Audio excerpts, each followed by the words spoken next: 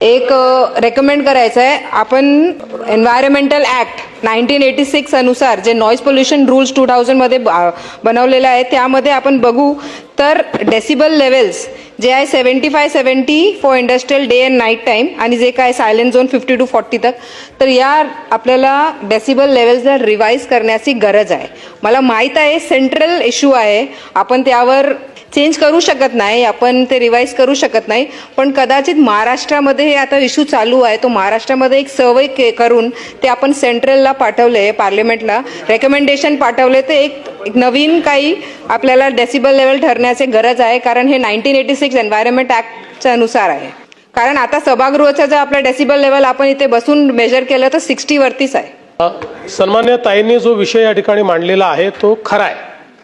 याचं कारण आपण जर डेसिबल लेवलचा विचार केला तर जी ॲम्बियंट नॉईज लेवल आहे तीच आपल्याकडे खूप जास्त आहे. त्यामुळे अनेक वेळा तर जी ॲम्बियंट व्हॉइस लेवल आहे ही जी आपली डेसिबल लेवल आहे त्याच्या पार जाते आणि म्हणून याच्यामध्ये काही ना काही बदल करण्याची आवश्यकता आहे. माननीय अध्यक्ष महोदय, हा अतिशय महत्त्वाचा मुद्दा आहे आणि म्हणून निश्चितपणे या संदर्भात आपले डेसिबल लेवल्स या ॲम्बियंट नॉईज लेवल जे आहेत त्याचा विचार करून कशा प्रकारे रिवाईज करता येतील याचं एक रिकमेंडेशन महाराष्ट्र सरकार केंद्र सरकारकडे पाठवेल.